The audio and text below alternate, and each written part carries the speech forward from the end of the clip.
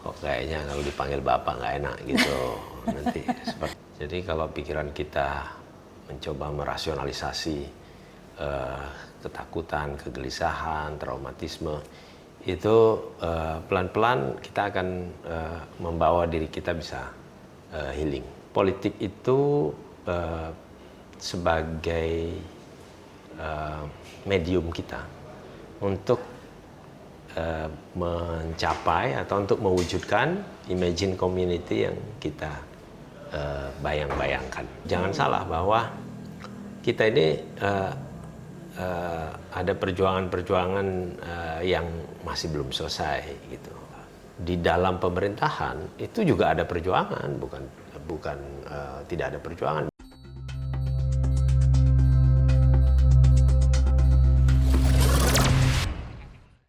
Assalamualaikum warahmatullahi wabarakatuh. Halo, selamat datang di podcast Penjaga Harapan.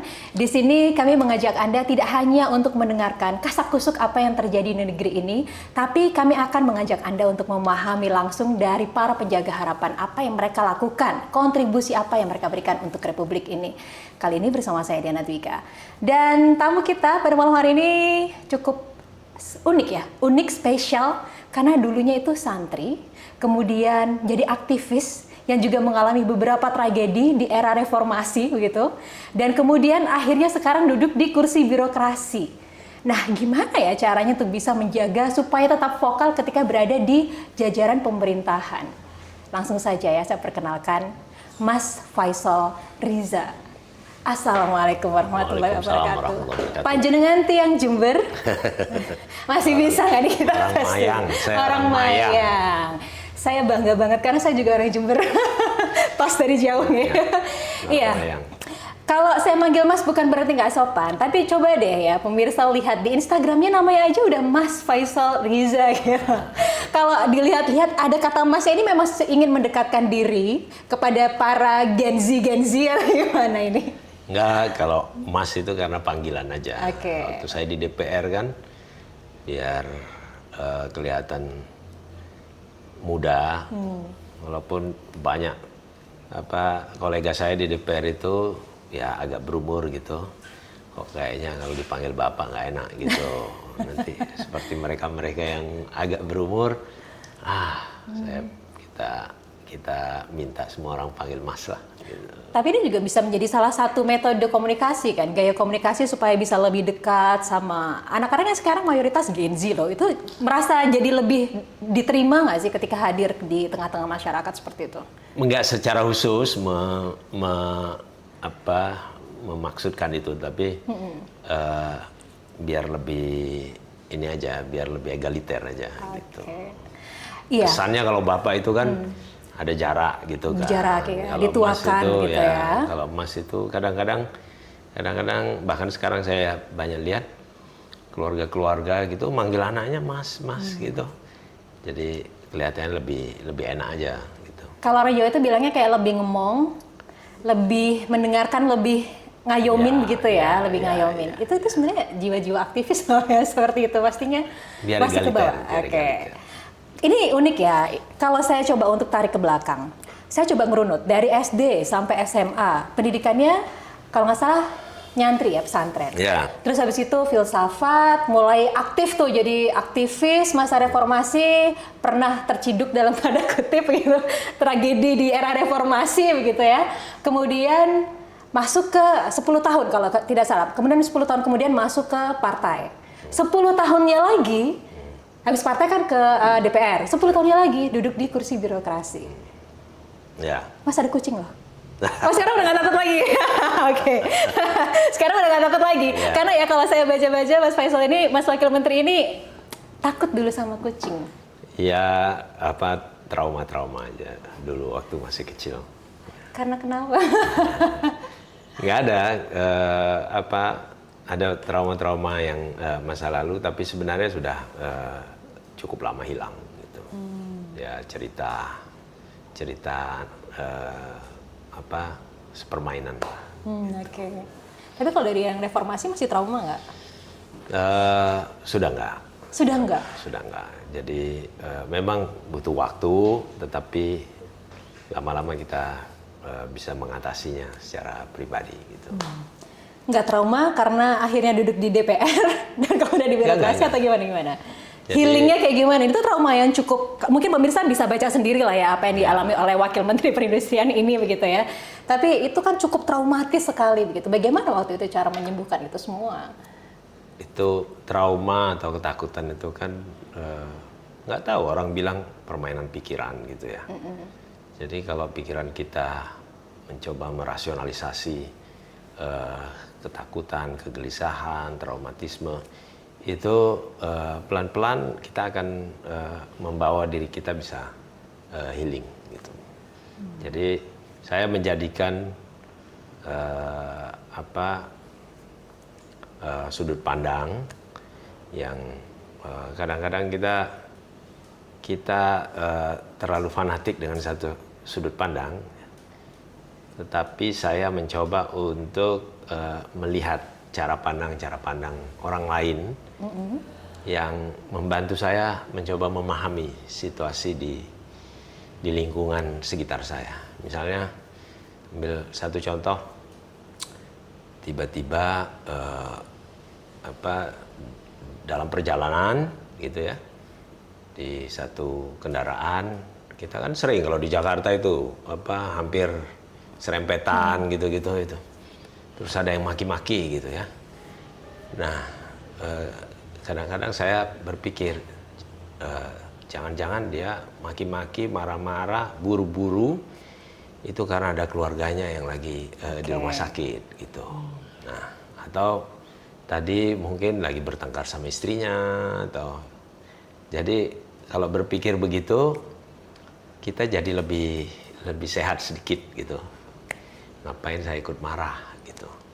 Itu sesuatu yang mencoba memahami sudut pandang orang-orang lain. Dengan begitu saya coba healing dengan cara itu. Tapi dulu sempat marah nggak sih Mas sama pemerintah? Dulu ya, sebelum akhirnya masuk ke pemerintahan. Waktu zaman pemerintahan Orde Baru itu memang kita rasakan betul bagaimana perbedaan zaman dulu dan sekarang. Tapi kan susah saya ngasih tahu kepada generasi yang lahir tahun 98, tahun 2000 gitu kan susah saya menjelaskan sesuatu yang tidak mereka alami. Tetapi perbedaannya sangat mendasar karena kita tidak sebebas sekarang, nggak ada podcast. Yeah. Orang ngomong sesuatu yang berbeda dengan pemerintah, bisa-bisa besoknya sudah jadi tinggal nama, sudah cerita kemana begitu ya? Okay. Itulah cerita-cerita perbedaan yang agak sedikit mungkin kita bisa lihat dalam cerita dan tulisan-tulisan. Kasak-kusuknya seperti itu begitu ya zaman itu. Ya tapi artinya Anda mempunyai sejarah besar untuk memperbaiki dalam tanda kutip negeri ini begitu ya. Jadi ketika akhirnya duduk di kursi pemerintahan itu pastinya semangatnya sudah beda. Semangatnya itu akan ada semangat yang lebih revolusioner seperti itu, atau apa yang membuat Anda akhirnya dari aktivis kemudian masuk ke politik waktu itu awalnya? Jadi gini, mungkin ini seringkali kurang dipahami persis gitu ya, bahwa aktivis atau aktivisme politik itu hanya sekedar berbeda sikap dengan pemerintah atau mempertahankan satu nilai tertentu atau membela satu kelompok tertentu yang merasa, atau kelompok tertentu yang selama ini hak-haknya misalnya diabaikan gitu.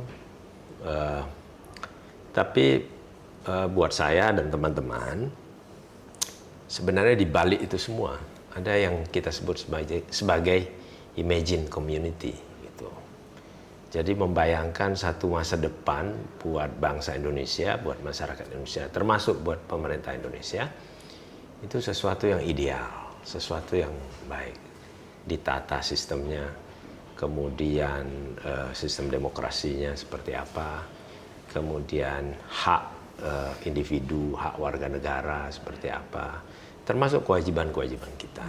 Nah, imagine community itulah yang melekat dalam diri kita, dalam ya teman-teman yang bersama saya setidak-tidaknya sampai sekarang. Jadi kita melihat bahwa politik itu sebagai medium kita untuk mencapai atau untuk mewujudkan imagine community yang kita bayang-bayangkan itu. Itulah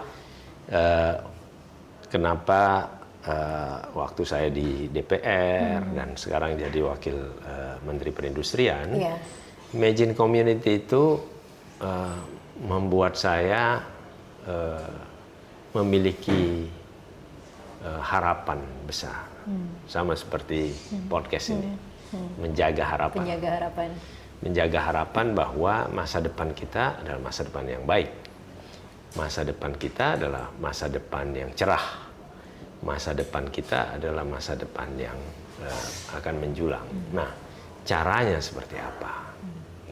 Itulah instrumen politik harus kita gunakan. Instrumen pemerintahan, instrumen kalau di DPR itu misalnya legislasi, gitu ya.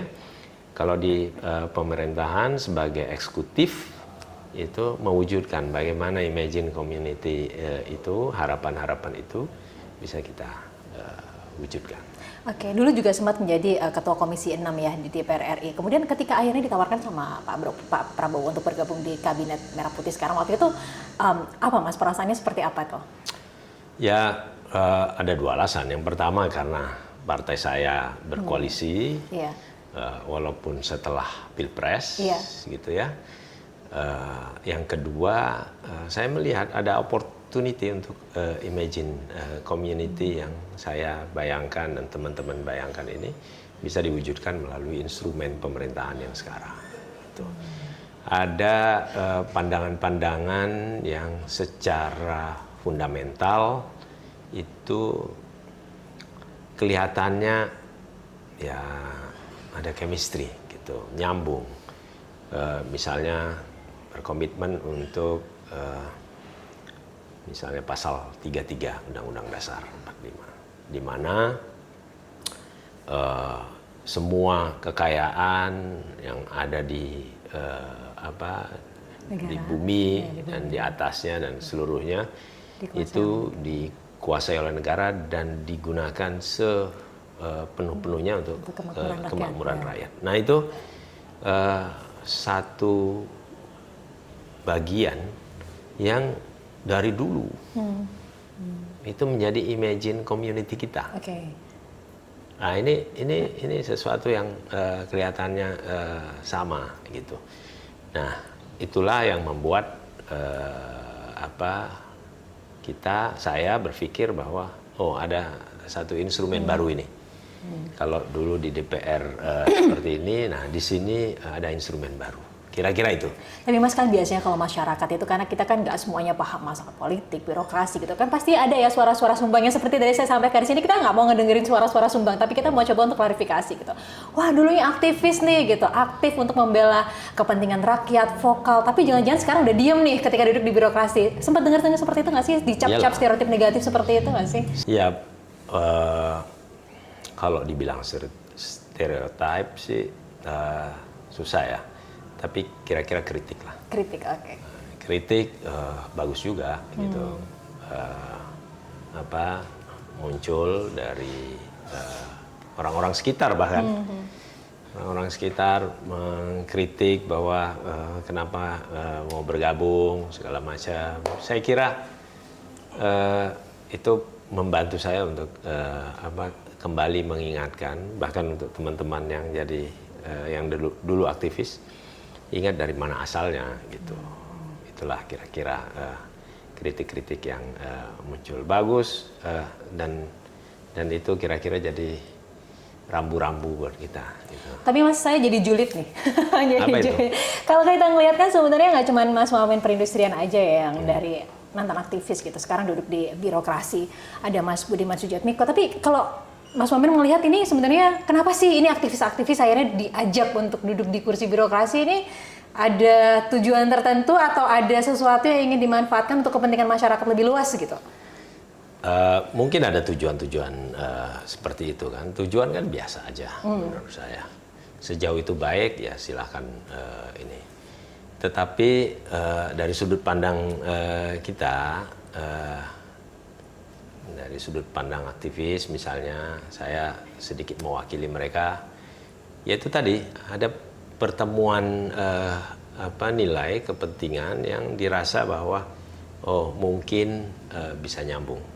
Mungkin bisa diwujudkan, mungkin bisa berbentuk sesuatu gitu. Nah itu perjuangan juga. Jangan salah bahwa kita ini ada perjuangan-perjuangan yang masih belum selesai gitu. Dan perjuangan-perjuangan itu kan idealisme. Idealisme itu menurut saya samalah seperti teman-teman punya bayangan, punya idealisme segala macam. Itu bagaimana kita perjuangkan menjadi sesuatu, diwujudkan. Nah, di dalam pemerintahan itu juga ada perjuangan, bukan tidak ada perjuangan. Misalnya kepentingan masing-masing sektor, ya. Lingkungan hidup misalnya, kemudian Kementerian Agraria misalnya, Kementerian SDM misalnya, dengan stakeholdernya masing-masing, juga perindustrian, itu ada perjuangan-perjuangan yang tidak kelihatan di sana, tetapi itu berasal dari latar belakang kita semua masing-masing gitu.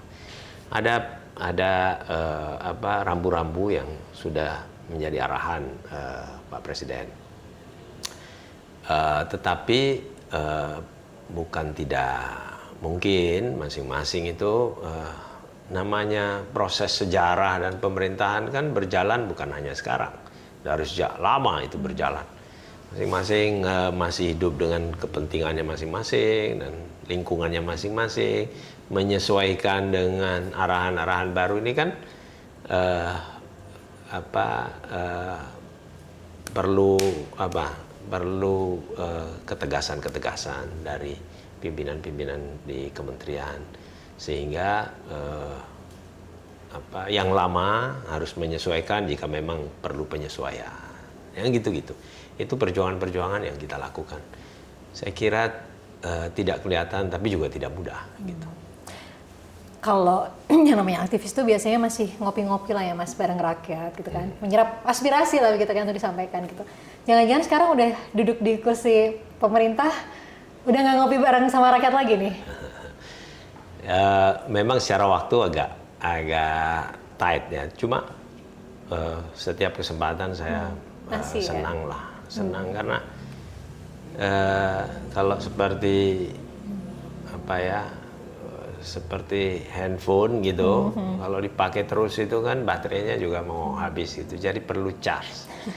Jadi kita nge-charge lagi sesuatu yang berasal dari lubuk hati, dari pikiran-pikiran jernih, dari lingkungan yang belum terkontaminasi banyak nilai-nilai lama, nilai-nilai tradisi, ritual, itu sangat berharga untuk menghidupkan kembali optimisme dan harapan. Biasanya gimana Mas cara-caranya untuk bisa terus dekat sama rakyat? Biasanya seperti apa nih yang dilakukan oleh Mas Faisal? Kalau misalnya di Kementerian Perindustrian, salah satunya adalah datang ke lingkungan-lingkungan di industri misalnya ya, di pabrik misalnya, ketemu dengan buruh, pekerja di sana, ngobrol, terus melihat optimisme dari mereka, melihat permasalahannya, atau kalau di sektor agro misalnya, ya kita datang ke perkebunan-perkebunan gitu. Saya melihat bahwa memang ini tantangan, tidak mudah. Tetapi saya melihat optimisme yang Pak Presiden sampaikan mengenai masa depan, mengenai kemampuan kita untuk bisa terbang menjadi negara yang maju gitu ya. Itu pelan-pelan juga bisa diserap oleh masyarakat, terutama yang bekerja di lingkungan tempat saya bekerja ya, lingkungan pabrik, di industri gitu. Jadi optimisme itu saya bawa kembali ke kantor, lalu bicara dengan teman-teman. Misalnya gini, saya lihat di jalanan ada banyak mobil listrik gitu ya. Sekarang udah mulai banyak mobil listrik. Mungkin teman-teman sudah baru punya ya, atau pernah cobain lah minimal. Ya. Terus tapi ada mobil-mobil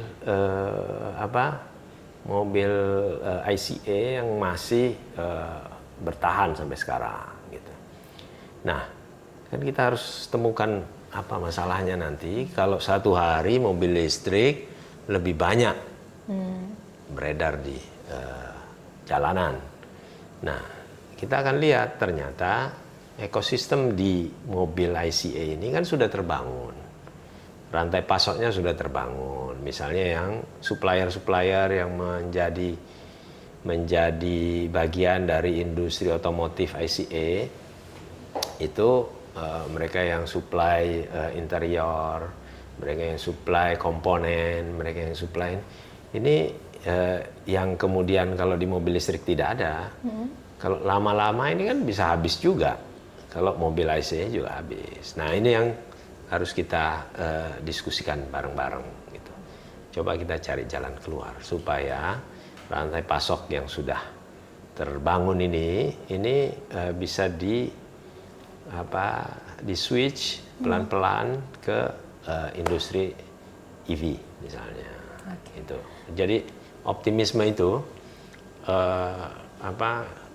kita bawa mendiskusikan kembali persoalan-persoalan yang akan kita hadapi di masa yang akan datang. Dari seorang santri terus kemudian jadi aktivis terus nyebur gitu ya di perindustrian, kaget-kaget nggak sih Mas awalnya? Kaget-kaget lah. Kaget-kaget.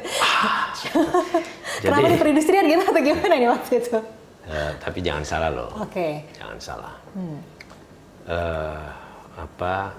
Yang menyelamatkan warisan ya pengetahuan yang kemudian sekarang berkembang di Eropa itu adalah ilmuwan-ilmuwan Muslim. Ya, saya nggak sebanding dengan mereka, tapi ilmuwan-ilmuwan Muslim ini yang pasti santri, kita sebutlah Ibnu Sina misalnya, yang mencatat banyak warisan pengetahuan itu di sektor farmasi. Ibnu Rushd misalnya ya, bahkan Al-Jabar gitu ya.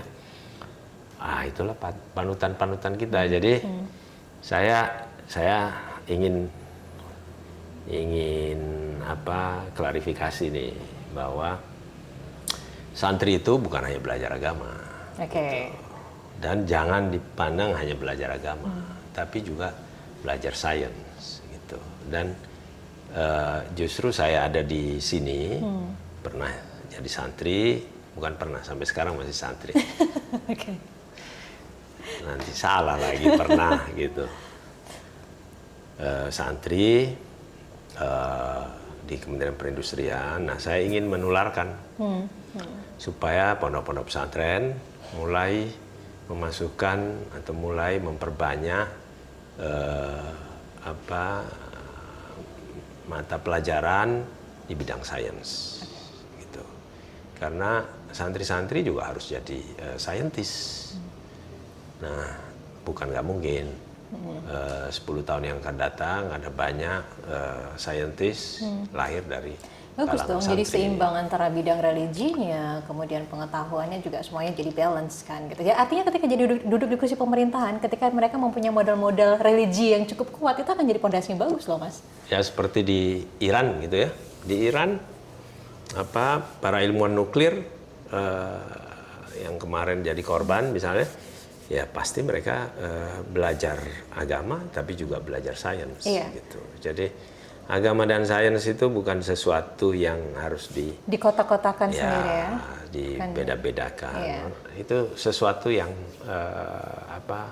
sudah common dan harus kita pelajari bersama-sama. Ya saya suka sekali kalau tadi Mas Faisal sampaikan, bukan berarti kalau jadi santri itu nggak bisa jadi apa-apa dalam artian duduk di kursi pemerintahan atau apa, ternyata malah itu bisa menjadi pondasi yang bagus ketika salah satunya duduk di kursi pemerintahan gitu kan. Ya, tentu. Bahkan bukan hanya pemerintahan ini. Iya, semua bidang Scientist, pasti gitu. juga ada, iya. Kan saintis seolah-olah ini jauh dari agama gitu. Jauh dari agama. Padahal banyak saintis itu menggali inspirasinya itu dari pelajaran-pelajaran agama yang mereka terima di sekolah, di pesantren, di gereja dan macam-macam itu. Itu kira-kira. Jadi yang mau disampaikan ke santri-santri kayak gimana Mas? Saya kaget tapi saya senang. Bisa berkontribusi lebih gitu ya. Ya, Dan jangan takut dan jangan minder. Ya, ternyata dunia itu kecil, gitu. Dunia itu gampang, dunia itu mudah, sains itu mudah. Gitu.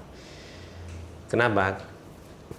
Once kita masuk di dalamnya, once kita sudah menjadi bagian dari satu proses produksi, misalnya di satu industri, maka kita akan tahu semua hal yang berkaitan dengan industri itu, dan kita akan punya mimpi yang lain yang bisa kita bayangkan di sains yang mungkin saja belum ada sekarang tapi bisa diwujudkan di masa yang akan datang sebagai inovasi, sebagai riset dan yang lain-lain.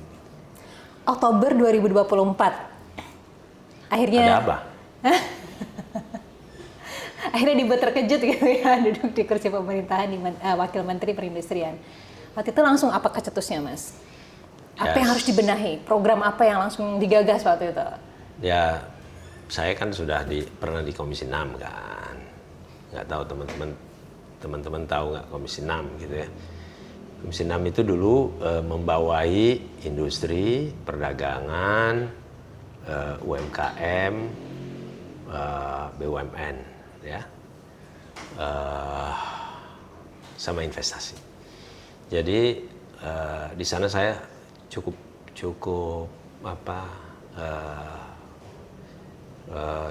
banyak kesempatan untuk belajar. Iya. Bagaimana sih sebenarnya kita memiliki memiliki potensi besar gitu. Terus kok ternyata tidak bisa kita olah dengan baik. Nah, waktu itu kan kita hanya membahas regulasinya. Kita minta pemerintah melakukan. Nah, sekarang saya menjadi bagian dari pemerintah, tertantang bagaimana mewujudkan itu. Gitu. Saya ambil satu contoh saja. Suatu COVID, ya, kita banyak bekerja untuk menyiapkan kebutuhan-kebutuhan dari baik itu tenaga medis maupun masyarakat. Ya, di tenaga medis kan banyak APD misalnya diimpor, tapi akhirnya muncul juga inisiatif dari industri untuk membuat APD, membuat ventilator, membuat macam-macam. Nah, banyak bermunculan itu. Bahkan ada alat untuk tes COVID yang memakai ludah, memakai udara yang kita keluarkan. Itu hasil dari kerja paksaan situasi terhadap industri, terhadap anak-anak muda untuk mencari jalan keluar. Akhirnya dapat. Gitu. Nah, pertanyaannya, setelah COVID selesai, kemana mereka? Terus kenapa belum berkembang? Gitu. Kenapa tidak diteruskan risetnya? Kenapa tidak didorong, dibiayai, diberi akses, gitu. Sehingga bisa melakukan ekspor. Gitu. Nah, banyak sekali yang seperti ini nih terjadi, dan itu tentu tanggung jawab pemerintah juga, bahwa jangan berhenti untuk terus melakukan inovasi, riset, karena inovasi dan riset itu menjadi kunci proses produksi berikutnya. Okay. Nah, potensi sumber daya alam kita misalnya, masa sih kita hanya jualan barang setengah jadi gitu, ya kan? Kita punya banyak industrinya, otomotif kita punya, pertahanan kita punya, transportasi kita punya, gitu ya. Mereka membutuhkan semua, termasuk nikel, baja, dan barang jadinya ini harus seperti apa, siapa yang memproduksi, dan tentu kita butuh kesungguhan dari kita semua, bergandengan tangan untuk bisa meneruskan dari apa yang sudah diolah barang setengah jadi ini menjadi barang jadi. Kalau orang Jawa Timur bilang nanggung rek. Nanggung, gitu. Oke. Nah, kira-kira begitu. Ini sekalian aja gitu. Sekalian jadi barang gitu. Ya, saya juga mencermati ya, Mas Faisal ini sangat vokal untuk bisa banyak melibatkan IKM ke industri. Selain itu juga itu tadi hilirisasi ini kalau bisa memang benar-benar optimal gitu. Jadi nggak jual barang setengah jadi lagi gitu ya. Ini kita cooling down dulu dong, boleh nggak saya cooling down sebentar? Boleh ya? Gimana? Tapi harus jawab cepat ya, Mas. Wah, apa itu? ini pertanyaan netizen. Bukan cuma Pak Presiden harus jawab cepat, tapi netizen juga harus jawab cepat, Mas. Kalau menurut Mas Faisal nih, lebih berat negosiasi antar kementerian atau aksi demo waktu muda, Mas? Berat negosiasi. Oh, iya. Kenapa? Itu syarat kepentingan. Kalau demo kita syarat kepentingan, oke. Itu yang harus garis bawahi ya, oke. Syarat kepentingan. Pak Presiden ini juga berjuang mengkonsolidasikan semua instrumennya di pemerintahan. Nah, kalau demo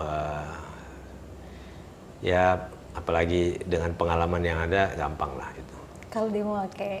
Tapi berat loh, itu membawa sejarah bangsa, impian negara itu. Ya, pertaruhannya juga nyawa juga. Iya tentu. Demo itu kan secara teknis gampang, tetapi itu secara moral berat, gitu ya. Sebenarnya esensinya sama. Yang pertama itu berasal dari kepentingan orang bawah, ya, untuk mewujudkan idealisme yang ada, dibawa ke pemerintah. Nah, dari atas juga sama, punya mimpi idealisme yang sudah ada, mau diwujudkan melalui instrumen pemerintahan. Nah, itu juga perjuangannya kurang lebih sama. Tapi tantangan dan caranya yang berbeda. Memang lebih berat dari sekedar demo. Gitu. Kalau dari sudut pandang seorang wakil menteri, sebaiknya birokrat itu dari politisi atau teknokrat? Dari politisi. Dari politisi. Ini bukan karena diri sendiri ya? Bukan. Oke. Karena politisi itu praktis hampir memahami banyak aspek. Jadi aspek kepentingan masyarakat di bawah, aspek aspek kepentingan politik antar partai politik misalnya, hubungan antara antar negara gitu ya, negosiasi antar negara dan seterusnya. Jadi asal menemukan politisi yang baik, ya, saya kira satu pemerintahan akan berjalan dengan bagus.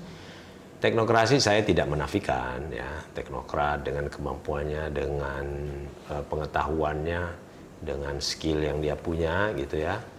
Tetapi kalau tidak dilengkapi pengetahuan politik gitu, itu akan berjalan sesuai dengan apa yang dia pikirkan. Dia tidak bisa melihat kemungkinan-kemungkinan lain yang secara politik dibutuhkan untuk diakomodir.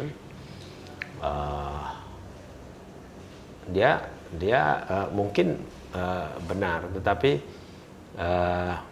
dalam politik benar tidak cukup gitu. Di dalam menjalankan pemerintahan benar tidak cukup gitu.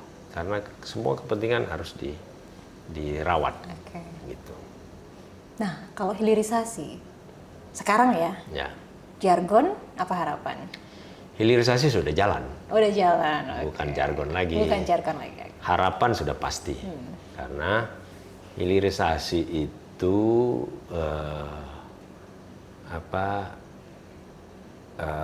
yang kita kerjakan hari ini itu membutuhkan PR yang harus kita selesaikan di masa yang akan datang. Makanya hilirisasi untuk barang setengah jadi itu sudah lewat waktunya. Kita harus mendorongnya menjadi hilirisasi barang atau industri turunan dari barang setengah jadi. Dan itu yang diharapkan oleh Presiden. Gitu. Saya beberapa kali diwanti-wanti mengenai misalnya mobil Indonesia gitu ya. Itu upaya hilirisasi gitu supaya ada kebanggaan. Bukan hanya kebanggaan tetapi bisa menjadi industri yang kuat dan besar gitu. Oke, pertanyaan cepat terakhir Mas. Makanan kesukaan Wakil Menteri Perindustrian? Nasi dengan telur ceplok dan kecap. Bukan yang barusan dimakan ya? Itu juga pasti. Saya mencoba ada satu makanan yang dikirim seseorang ke saya untuk mencoba dan ternyata enak ya. Ternyata enak sekali, bukan hanya enak sekali. Itu belum buka restoran tetapi mungkin saya bagian dari kelinci percobaan. Ini bagus loh kalau misalkan Wakil Menteri Perindustrian juga bisa endorse ya. Oh ya. Enggak, saya pun saya kemarin beberapa hari lalu saya datang ke Tokopedia. Ya, oke. Kerjasama udah kan? Ada kerjasama, terus ada banyak produk dalam negeri gitu ya yang mereka minta saya endorse ya. Dengan senang hati karena itu. Jadi terbuka loh ya kalau misalkan masyarakat. Iya, itu pekerjaan saya itu. Salah satu pekerjaan utama, bukan hanya pekerjaan, tapi pekerjaan utama. Ini jiwa aktivis yang masih merakyat itu masih tertanam di situ ya. Ya, itulah yang memperjuangkan masyarakat. Diharapkan orang. Saya nggak tahu laku atau enggak kalau saya endorse. Jangan malah nggak laku. Jadi jangan salah, jangan dibilang kalau jadi wakil menteri itu udah untouchable, itu udah enggak gitu Pak ya. Oke. Kenapa saya nanyain masalah makanan? Karena saya mau ngucapin selamat loh. Ini baru aja ada investasi salah satu pabrik gitu ya.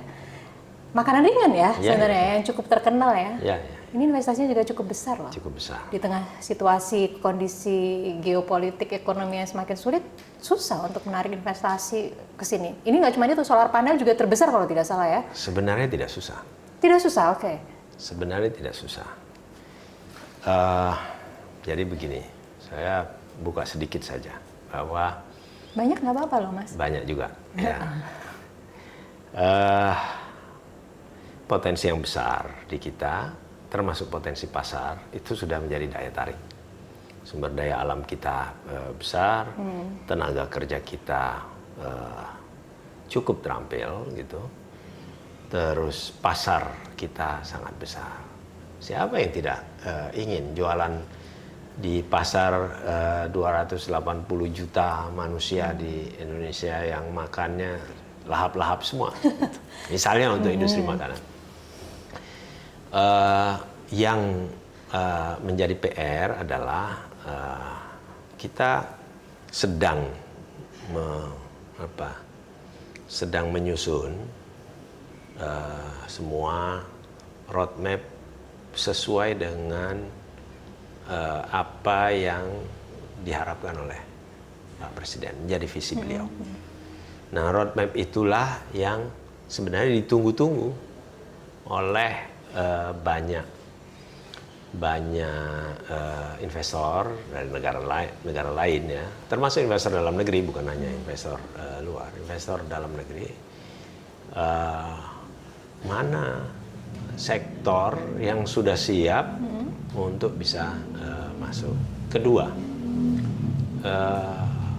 kekacauan dunia global sekarang ini itu meriset ekonomi. Yeah. Nah, dengan ada riset ekonomi, maka investor maupun perusahaan-perusahaan di negara-negara tertentu mereka harus menyiapkan plan B. Nah, salah satu plan B yang mereka siapkan adalah memindahkan lokasi produksi mereka ke negara-negara yang dianggap aman, ke negara-negara yang dianggap bisa menjaga industri mereka. Indonesia itu salah satunya. Okay. Nah, yang ketiga, kita berterima kasih kepada Bapak Presiden karena beliau terus keliling ke negara-negara berpotensi untuk melakukan kerjasama ekonomi lebih besar, meyakinkan, dan ternyata usaha beliau tidak sia-sia, banyak sekali investasi yang masuk ya, harapan-harapan dan keinginan-keinginan yang masuk ke ekonomi kita. Ya, Korea misalnya salah satunya ya, Jepang tentu saja, dan yang misalnya Eropa, karena kita sudah hampir menandatangani EU SEPA. Ini akan menjadi pasar baru buat produk dalam negeri kita masuk ke Eropa dengan lebih baik kondisinya, karena tarif sudah diatur sedemikian rupa. Iya, menarik loh, kalau selama ini kan banyak di tengah kondisi yang sekarang ya, banyak negara-negaranya tuh akhirnya pabriknya itu dipindahkan ke negara lain yang lebih dekat atau apa, yang lebih kondusif, dan ternyata Indonesia menjadi salah satu lokasi yang diincar oleh para investor. Betul. Dan juga yang menariknya lagi, di saat beberapa negara itu keluar gitu, bukan beberapa negara, ada negara yang keluar dari Paris Agreement gitu ya. Tapi Indonesia ternyata tetap komit ya untuk bisa mencapai net zero emission 2060. Salah satunya bahkan kita punya pabrik solar panel terbesar. Jadi betul. Ini luar biasa loh, maksudnya realisasi yang dilakukan oleh Kementerian Perindustrian untuk bisa mencapai itu.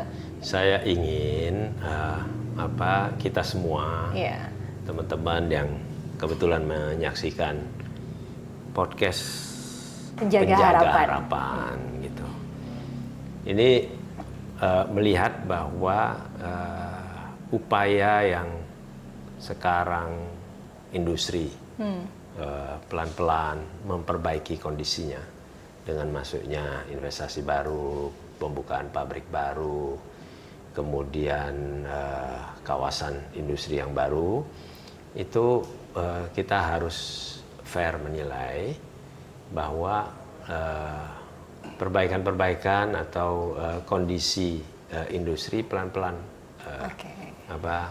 kembali dengan harapan bahwa kalau industri kembali maka akan ada lapangan pekerjaan yang terbuka untuk banyak pihak. Tetapi kita juga ingin ini menjadi pesan bahwa masuknya industri-industri baru ini memberikan tantangan untuk kita. Tantangan apa? Untuk calon tenaga kerja tentu harus meningkatkan skillnya. Untuk calon tenaga kerja harus memperbaiki kapasitasnya sehingga bisa masuk ke spek tenaga kerja yang diharapkan oleh industri, dibutuhkan oleh industri. Ini belum lagi kalau kita misalnya bicara tentang industri berbasis elektronika misalnya. Saya kira dalam waktu kurang dari 1 tahun akan cukup banyak ini yang akan memenuhi kebutuhan farmasi, kebutuhan alat kesehatan gitu ya, kemudian kebutuhan untuk software untuk alat telekomunikasi, juga untuk industri otomotif dan lain-lain gitu ya. Jadi kesempatan ini pasti makin lama makin besar. Gitu. Oke, jangan putus harapan ya Mas, meskipun kondisinya sekarang lagi sulit banget. Artinya pemerintah memang terus bekerja ya untuk bisa meraih Indonesia Emas 2045, itu yang selalu kita gaung-gaungkan begitu. Ya mungkin bukan putus harapan, justru kita harapan itu harus menjadi modal kita sekarang ini. Kalau nggak ada harapan lagi, saya kira anak-anak muda sekarang harapannya besar terhadap industri dan untuk Indonesia Emas 2045. Ya. Dan yakin tuh pasti bisa tercapai ya. Pasti bisa tercapai. Mas Faisal, Wakil Menteri Perindustrian, terima kasih ya sudah sharing-sharing di kasih, Penjaga Harapan ya. Ini pasti akan tercatat loh di benak para pengharap masyarakat saya Indonesia. Terima kasih. Saya terima kasih terutama dengan tagline Penjaga Harapan ini, karena harapan ini perlu dijaga. Iya. Dan kalau bukan kita, siapa lagi yang bisa menjaga harapan, gitu ya. Terima kasih sudah berbincang seperti ini. Saya ingin share lebih banyak, gitu. Terima kasih yang pasti sudah meluangkan waktu loh untuk ngobrol bersama kami. Mari kita realisasikan ya harapan-harapan ini untuk bisa menjadikan Indonesia jadi lebih baik lagi. Semuanya butuh kontribusi pastinya dari semua masyarakat Indonesia, termasuk dalam hal ini rakyat dan juga pemerintah. Saya mohon maaf nggak ada kelakar, tapi saya kira saya diajak bicara serius gitu ya sudah. Saya ikut. Lain kali kita bicara kelakar-kelakar. Kita lain gitu. kan sambil ngopi kayaknya ya. Lebih Ya. santai lagi. Oke, Mas Faisal Riza, Wakil Menteri Perindustrian, terima kasih banyak sudah berkontribusi untuk negeri ini yang pastinya kami akan terus menjaga harapan ya. Amin. Untuk bisa terus direalisasikan menuju Indonesia Emas 2045. Saya Bantu kita juga. Terima kasih. Saya Diana Dwika undur diri. Terima kasih sudah nonton podcast Penjaga Harapan. Sampai ketemu lagi.